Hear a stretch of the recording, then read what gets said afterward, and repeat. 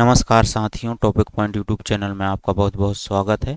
MPPSC द्वारा ईडीपीयू का exam लिया गया था। इस एग्ज़ाम में 50 प्रश्न आए हुए हैं। यह प्रश्न मध्य प्रदेश का इतिहास, संस्कृति एवं साहित्य, मध्य प्रदेश का भूगोल, मध्य प्रदेश की राजनीति एवं अर्थशास्त्र, अंतर्राष्ट्रीय, राष्ट्रीय एवं मध्य प्रदेश की महत्वपूर्ण समसामयिक घटनाएं, सूचनाएं एवं संचार प्रौद्योगिकी इस पाठ्यक्रम से संबंधित है। यह पाठ्यक्रम मध्य प्रदेश राज्य सेवा प्रारंभिक परीक्षा की यूनिट क्रमांक 1, 3, 5, 8 और 9 आपकी यह यूनिट इन प्रश्नों से कवर हो जाएंगी और ये महत्वपूर्ण रहेंगे प्रश्न, क्योंकि इन्हीं एग्जाम में जो ओल्ड प्रश्न आए हुए हैं एमपीपीएससी द्वारा आयोजित एग्जामों में, उन्हीं से प्रश्न बनने की संभावना रहती है। और यह पाठ्यक्रम एमपीपीएससी द्वारा जितने भी अन्य एग्जाम लिए जाते हैं, चाहे असिस्टेंट प्रोफेसर का हो, principal assistant grade first, ADPO, अन्य जितने भी एग्जाम आयोजित किए जाते हैं एमपीपीएससी द्वारा, यह कॉमन सिलेबस पार्ट ए में रखा जाता है। तो शुरू करते हैं आज का वीडियो। पहला प्रश्न है हमारा, इंटरनेट पर डेटा के आदान प्रदान को सुरक्षित रखने के लिए प्रयुक्त तकनीक एसएसएल का पूरा नाम है। एसएसएल यह यूनिट 9 से आईसीटी वाली यूनिट से संबंधित प्रश्न है। इसका राइट आंसर है सिक्योर सॉकेट लेयर।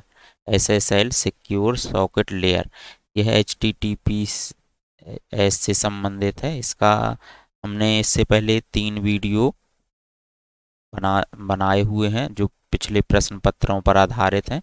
आप उनको प्लेलिस्ट में ज़रूर देखिए। उसमें एक प्रश्न आया होता है एचटीटीपीएस का संबंध है, तो यह है सिक्योर सॉकेट लेयर से। तो इस तरह से इस प्रश्न को विभिन्न तरीके से एमपीपीएससी द्वारा पूछा जा रहा है। एचटीटीपीएस का फुल फॉर्म है hyper text transfer protocol secure. S यहाँ पर सिक्योर को डिनोट कर रहा है। नेक्स्ट क्वेश्चन है, निम्नलिखित में से क्या साइबर क्राइम का उदाहरण नहीं है? तो इस टाइप से नहीं है वर्ड कीवर्ड से भी एमपीपीएससी बहुत सारे प्रश्न पूछता है। तो देखिए, साइबर क्राइम का उदाहरण नहीं है यहाँ पूछा गया है। तो denial of service, fishing, spamming, तो यह हो गए साइबर क्राइम से संबंधित टर्मिनोलॉजी, जबकि क्रिप्टोग्राफी अलग ही टर्मिनोलॉजी है, तो यह साइबर क्राइम से संबंधित नहीं है। नेक्स्ट क्वेश्चन है, शिक्षा नीति के 3 प्रमुख सिद्धांतों पहुंच, समानता एवं गुणवत्ता को प्राप्त करने के लिए भारत सरकार द्वारा प्रारंभ किए गए कार्यक्रम का नाम है। नेशनल नॉलेज नेटवर्क, डिजी सिस्टम, दर्पण। यहाँ पर है स्वयं। तो भारत सरकार द्वारा स्वयं और स्वयं प्रभा ये कार्यक्रम चलाए जा रहे हैं। तो इसमें एक स्वयं प्रभा रहता है। स्वयं प्रभा 24 घंटे जो है डिजिटल प्लेटफॉर्म में आपको शिक्षा से जुड़े हुए वीडियो उपलब्ध कराता है, जिसमें कि स्वयं प्रभा जो है डीटीएच में यह प्रसारित होते हैं इसके कार्यक्रम। कई बार यह भी प्रश्न आ जाता है कि स्वयं प्रभा का संबंध है। यह स्वयं अलग है, जबकि स्वयं प्रभा इससे अलग तकनीक है जिसमें कि वीडियो लेक्चर उपलब्ध कराए जाते हैं। तो यहाँ पर स्वयं का क्वेश्चन आया है, तो किसी अन्य एग्जाम में स्वयं प्रभा का भी क्वेश्चन आ सकता है। तो स्वयं प्रभा जो है डीटीएच से संबंधित है और 24 घंटे 24/7 जो है वीडियो लेक्चर डीटीएच जो फ्री डीटीएच रहती है उसमें ये अवेलेबल है स्वयं प्रभा। नेक्स्ट क्वेश्चन है 5G से संबंधित है। 5G नेटवर्क में उच्च डेटा दर को सपोर्ट करने वाली स्पेक्ट्रम फ्रिक्वेंसी रेंज है। इसका राइट आंसर है 6 गीगाहर्ट्ज से ज़्यादा। स्पेक्ट्रम में जो उच्च डेटा दर को सपोर्ट करने वाली स्पेक्ट्रम फ्रिक्वेंसी रेंज 5G में क्या है, 6 गीगाहर्ट्ज से ज़्यादा। नेक्स्ट क्वेश्चन है, माइक्रो ब्लॉगिंग प्लेटफॉर्म का एक उदाहरण है। यहाँ पर फेसबुक भी है, इंस्टाग्राम और ट्विटर भी है। तो यह है ABC, A, C और D, इसके तीनों राइट आंसर है। यहाँ पर जो 1 से 10 तक क्वेश्चन है ये आपकी आईसीटी जो मध्य प्रदेश राज्य सेवा प्रारंभिक परीक्षा में यूनिट 9 है उससे संबंधित ये 1 से लेकर 10 क्वेश्चन है। नेक्स्ट क्वेश्चन है, इलेक्ट्रॉनिक्स एवं सूचना प्रौद्योगिकी मंत्रालय भारत सरकार की सूचना प्रौद्योगिकी, इलेक्ट्रॉनिकी एवं संबंधित क्षेत्रों में शोध एवं विकास कार्य करने हेतु एक प्रमुख इकाई है। सीडैक इलेक्ट्रॉनिक्स एवं सूचना प्रौद्योगिकी मंत्रालय की एक इकाई क्या है? सीडेक। सीडेक जो है पुणे में है, इसका मुख्यालय है पुणे में। इनमें से देखिए नहीं है कीवर्ड से बहुत सारे आपको क्वेश्चन मिलेंगे एमपीपीएससी में। जिस टाइप से क्वेश्चन आते हैं तो इसलिए आप थोड़ा सा इनको काफ़ी सावधानी से इस टाइप के प्रश्न हल करने हैं। इनमें से क्या आर्टिफिशियल इंटेलिजेंस से सीधे संबंधित नहीं है? आपको यहाँ पर एक ये क्वेश्चन था, दूसरा नंबर नहीं है कीवर्ड से, और एक और क्वेश्चन है नहीं है कीवर्ड से। इनको काफ़ी उस ध्यान से करना है आपको। देखिए इन आर्टिफिशियल इंटेलिजेंस यह भी टॉपिक मेंशन है यूनिट 9 में। तो supervised learning, unsupervised learning, neural network, तो इनको आप अलग से नोट कर लें कि आर्टिफिशियल इंटेलिजेंस से संबंधित क्या वर्ड हैं। तो सुपरवाइज्ड लर्निंग, अनसुपरवाइज्ड लर्निंग और न्यूरल नेटवर्क। जबकि नहीं है ये कंप्यूटर नेटवर्किंग, ये अलग ही टेक्नोलॉजी है कंप्यूटर नेटवर्किंग। और आर्टिफिशियल इंटेलिजेंस से जुड़े हुए सुपरवाइज्ड लर्निंग, अनसुपरवाइज्ड लर्निंग और न्यूरल नेटवर्क, ये अन्य किसी एग्जाम में इनसे प्रश्न बन सकते हैं कि सुपरवाइज्ड लर्निंग क्या है। पेगासस एक उदाहरण है, यह है स्पाईवेयर का। पेगासस क्या है? एक स्पाईवेयर का उदाहरण है। नेक्स्ट क्वेश्चन है, भारत सरकार द्वारा क्लाउड कंप्यूटिंग की सरकारी आवश्यकताओं को पूर्ण करने के लिए किए जा रहे प्रयास का नाम है। यह मेघराज नाम है। और इनमें से ये एरावत, इनके इसका भी प्रश्न आ सकता है, इम्पोर्टेंट है। बादल, मेघदूत, तो इनको सबके बारे में आपको ध्यान में रखना है। तो क्लाउड कंप्यूटिंग की सरकारी आवश्यकताओं को पूर्ण करने के लिए किए जा रहे प्रयास का नाम है मेघराज। नेक्स्ट क्वेश्चन है, डिजिटल हस्ताक्षर को वैधानिक स्वीकृति किस एक्ट द्वारा दी गई है? इंफॉर्मेशन टेक्नोलॉजी एक्ट द्वारा। यह कई बार इससे भी प्रश्न आ जाते हैं, इनकी धाराओं से प्रश्न आ जाते हैं। आईसीटी एक्ट की धाराओं से भी पिछली परीक्षाओं में प्रश्न आए हुए, तो इनको आपको एक बार अच्छे से रिवाइज कर लेना है। नेक्स्ट क्वेश्चन है, अब यह है एमपी जीके और करंट अफेयर से जुड़े हुए और नेशनल करंट अफेयर से जुड़े हुए यहाँ पर आपको क्वेश्चन मिलेंगे। वर्ष 2021-22 अग्रिम अनुमानों के आधार में मध्य प्रदेश की स्थिर भावों के आधार पर 2011-12 आधार वर्ष में प्रति व्यक्ति, आधार वर्ष का मतलब है यहाँ पर जिसको रेफरेंस ईयर माना जाता है, तो यह इसका राइट आंसर है ₹63,345। इस प्रति व्यक्ति आय है स्थिर 2021-22 के अनुमानों के आधार पर ₹63,345। आकांक्षी विकासखंड प्रोग्राम एबीपी मध्य प्रदेश में किस वर्ष शुरू किया गया था? तो आकांक्षी विकासखंड प्रोग्राम मध्य प्रदेश में 2018 में शुरू किया गया था। नेक्स्ट क्वेश्चन है, मध्य प्रदेश के औद्योगिक उत्पादन में मूल्य के आधार पर खाद्य प्रसंस्करण उद्योगों का कितना हिस्सा है? इसका राइट आंसर है 32%। मध्य प्रदेश के औद्योगिक उत्पादन में मूल्य के आधार पर खाद्य प्रसंस्करण उद्योगों का कितना हिस्सा है? 32%। नेक्स्ट क्वेश्चन है, किस अनाज को सामान्यतः सुपर फूड उत्तम खाद्य के रूप में देखा जाता है? तो मिलेट्स, या मिलेट्स मोटा अनाज। हम जानते हैं 2023 को मिलेट्स ईयर दिया गया है, घोषित किया गया है। तो मिलेट्स के बारे में जितने भी प्रश्न बन सकते हैं आप अच्छे से उनको देख कर जाएं। तो अनाज को सुपर फूड कौन सा है? श्री अन्न की भी संज्ञा दी गई है इसको, बजट में इस बार इसको श्री अन्न भी कहा गया है। और यहाँ प्रश्न आया है सुपर फूड, तो मिलेट्स या मोटे अनाज, इसको सुपर फूड या श्री अन्न भी कहा जाता है। नेक्स्ट क्वेश्चन है, वर्ष 2011 की जनगणना के अनुसार पिछले दशक 2001 से 11 में मध्य प्रदेश की जनसंख्या वृद्धि दर रही है 20.3%। जनसंख्या से जुड़ी एक या दो क्वेश्चन एमपीपीएससी के सभी एग्जामों में देखने को मिलते हैं। नेक्स्ट क्वेश्चन है, संविधान के किस अनुच्छेद में भारत के प्रत्येक राज्य के लिए राज्य विधानमंडल का प्रावधान किया गया है? तो राज्य विधानमंडल का प्रावधान अनुच्छेद 168 के अंतर्गत किया गया है। पंचायती राज दिवस कब मनाया जाता है? नेक्स्ट क्वेश्चन है, पंचायती राज दिवस कब मनाया जाता है? तो 24 अप्रैल को। नेक्स्ट क्वेश्चन है, लोकतांत्रिक विकेंद्रीकरण का अर्थ है? लोकतांत्रिक विकेंद्रीकरण का अर्थ है स्थानीय संस्थाओं के पक्ष में शक्तियां हस्तांतरित करना। एक जनजातियों से प्रश्न है कि उज्जवन जनजाति संस्कार संबंधित है, तो यह संबंधित है दाह संस्कार से।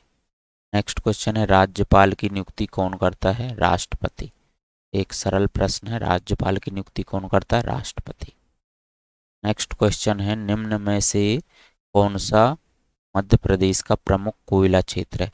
कोयला क्षेत्र से भी संबंधित बार बार प्रश्न रिपीट हो रहे हैं एमपीपीएससी में, इनसे संबंधित आपको सभी डाटा को अच्छे से याद रखना है। इसके डाटा भी आ जाते हैं, जो भारत खनिज रिपोर्ट आती है उससे संबंधित प्रश्न भी आ जाते हैं। सुहागपुर निम्न में से कौन सा मध्य प्रदेश का प्रमुख कोयला क्षेत्र है? सुहागपुर। गुरुमुंडा, पाथार खेड़ा, इनके बारे में भी आपको अच्छे से पढ़कर जाना है। जोहिला, सभी से प्रश्न बन जाते हैं एग्जाम में।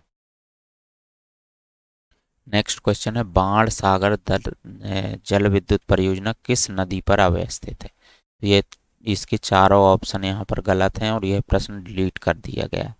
ये सोन नदी पर स्थित है, देवलोद गांव है यह स्थित है, ठीक। और इसका मुख्यालय जो है बाण सागर परियोजना का रीवा में, यह भी आपको याद रखना है।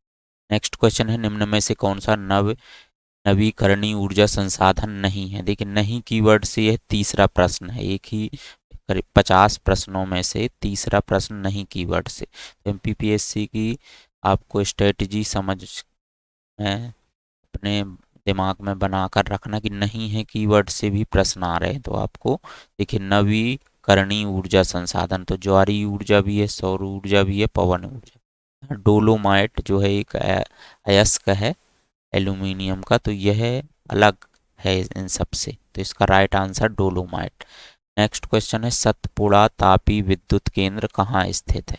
तो ये तापी विद्युत केंद्र एमपी में बिरसेपुर में भी, डोंगलिया और ये चचई, ठीक। तो लेकिन सतपुड़ा जो तापी विद्युत केंद्र है सारणी में है। तो ये तापी विद्युत केंद्र से भी बार बार प्रश्न रिपीट हो रहे हैं, तो ये टॉपिक भी आपको अच्छे से करना है। यह सतपुड़ा तापी विद्युत केंद्र स्थित है सारणी में।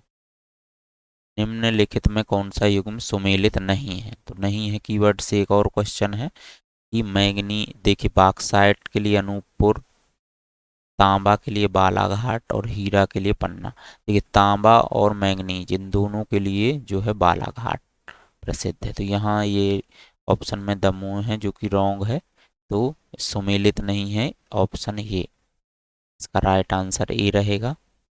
खनिज वाला भी प्रश्न किसी न किसी रूप में आ जाता है कि मैंगनीज वाली खदान को इस कंपनी ने बना स्थापित किया हुआ, किसकी सहायता से मतलब स्थापित है। तांबा, इनसे जुड़े हुए प्रश्न बार बार आ रहे हैं। पन्ना वाली जो खदानें हैं कहाँ पर हैं, ठीक है, कौन सी कंपनी इनको संचालित कर रही है, इस टाइप से भी प्रश्न बार बार बन रहे हैं पीपीएससी में।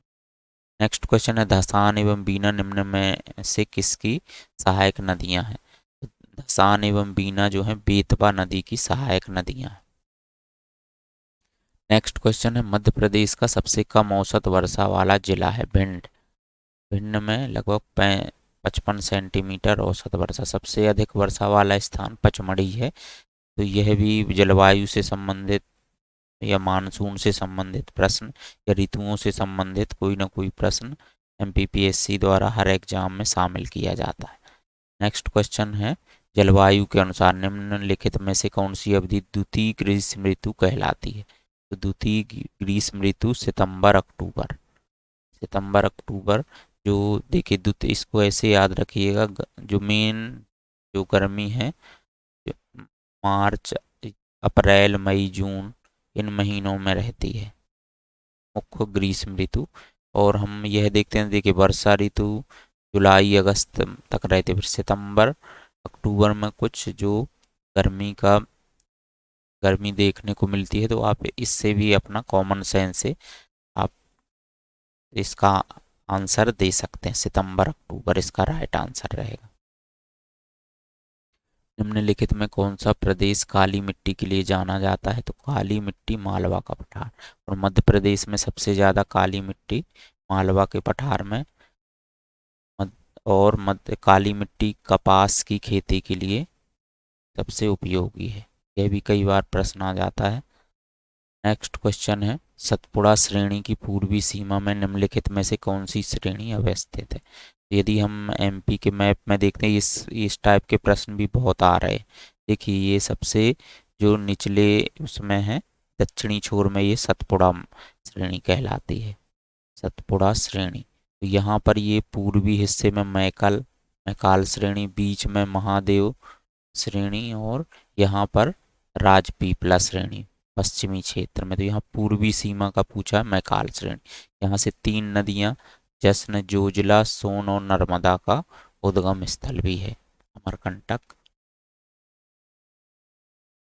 सोवियत यूनियन के अंतिम नेता मिखाइल गोर्बाचेव का हाल ही में किस आयु पर निधन हुआ? 91 वर्ष। इसका यह अभी इससे पहले जो प्रश्न पत्र हल कराए वहाँ भी यह प्रश्न आया हुआ, मिखाइल गोर्बाचेव से संबंधित। तो 91 वर्ष सोवियत यूनियन के अंतिम नेता मिखाइल गोर्बाचेव का ये करंट से जुड़ा हुआ हाल ही में किस आयु पर निधन? 91 वर्ष। नेक्स्ट क्वेश्चन है, यूजीसी के पूर्व अध्यक्ष प्रोफेसर डीपी सिंह को शिक्षा सलाहकार के पद पर नियुक्ति किस राज्य सरकार ने दी है? इसका राइट आंसर है उत्तर प्रदेश। नेक्स्ट क्वेश्चन है, मसाई मारा राष्ट्रीय अभयारण्य किस देश में स्थित है? तो यह डिलीट कर दिया गया था प्रश्न। यह केन्या सोमालिया दोनों देशों में स्थित है।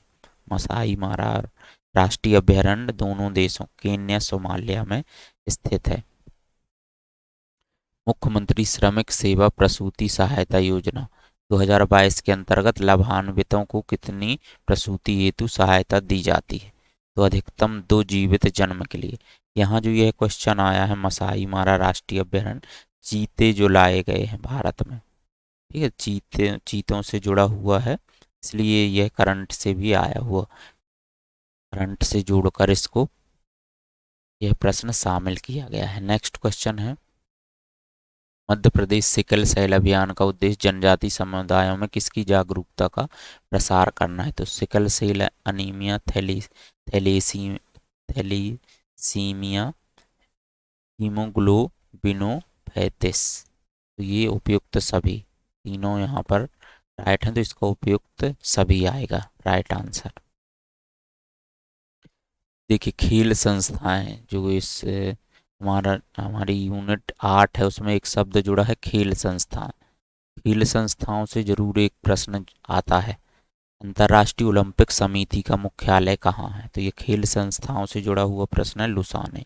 और राज्य सेवा प्रारंभिक परीक्षा में भी यह प्रश्न देखा गया है, एक बार आ चुका है पिछली परीक्षाओं में। नेक्स्ट क्वेश्चन है, किस भारतीय क्रिकेटर को पहली बार मेजर ध्यानचंद खेल रत्न पुरस्कार 2021 से सम्मानित किया गया है? तो इसका राइट आंसर है मिताली राज। ये सभी जो क्रिकेटर के नाम है, स्मृति मंदाना, हरमनप्रीत कौर और झूलन गोस्वामी, सभी भारतीय महिला क्रिकेटरों के नाम है।